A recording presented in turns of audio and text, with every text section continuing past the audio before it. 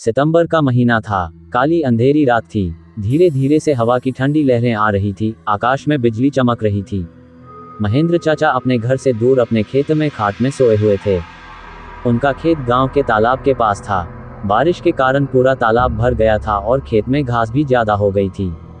उसके कारण अंधेरे में ये सब ज्यादा डरावना लग रहा था। उस तालाब के किनारे आम के 6-7 बड़े बड़े पेड़ थे। आम के पेड़ की डालियों के आवाज भी काफी डरावनी लगती थी। अचानक खेत में बंधी हुई भैंसों ने चिल्लाना शुरू कर दिया। महेंद्र चाचा को पता ही नहीं चल रहा था कि आखिर यह भैंसें ऐसा क्यों कर रही है। उन्हें लगा कि शायद ठंड के कारण ये भैंसें ऐसा कर रही होगी।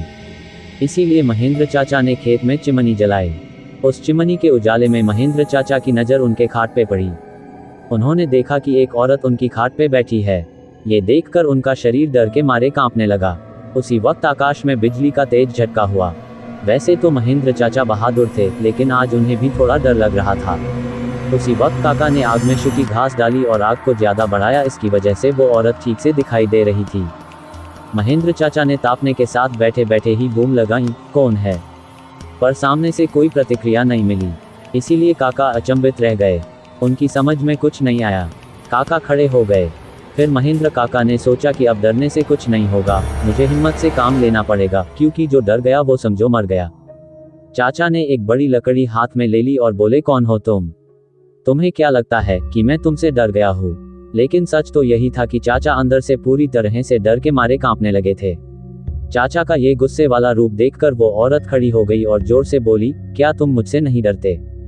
चाचा ने हिम्मत की और बोले, यहाँ से चली जाओ वरना ये लाठी से मार मार के तेरा सिर फोड़ दूंगा।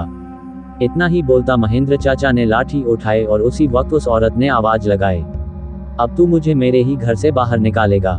यहाँ पर तो मेरा बचपन गुजरा है, यह मेरा ही घर है, मैं यहाँ सालों से रह रही हूँ। ये सुनकर चाचा का डर और गुस्सा दोनों ही शांत हो गए।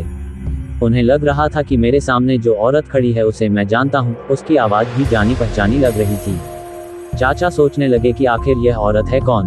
अगर मैं इस औरत को जानता हूं तो आखिर यह इतनी भयानक और विकराल रूप में क्यों है? अचानक, अरे ये तो ज्योति है, मेरी बड़ी बहन। बचपन में मैं और ज्योति साथ में ही खेत में चार काटने का काम करते थे। अब महेंद्र चाचा को पूरी बात समझ में आ गई। ये ज्योति के बचपन की बात है। जब ज्योति 14 साल की थी तब इसी खेत में गाँव के कुछ बच्चों के साथ खेल रही थी।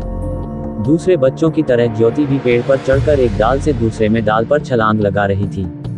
अचानक ज्योति जिस डाल पर बैठी थी वह डाल टूट गई और ज्योति मुंह के बल नीचे गिर गई। ये देखकर सारे बच्चे डर के मारे चिल्लाने लगे। बच्चों के चिल्लाने की आवाज सुनकर बड़े लोग वहां पहुंचे और ज्योति को उठा के अस्पताल ले गए, लेकिन तब तक काफी देर हो चुकी थी। ज्योति की मौत हो गई थी। महेंद्र चाचा को ये सारी बातें याद आ गई और वह सीधा ज्योति के पास जाके रोने लगे। जब ये बात गांव वालों को पता चली तो सारे गांव वाले चौंक उठे थे। वास्तव में वह ज्योति ही थी।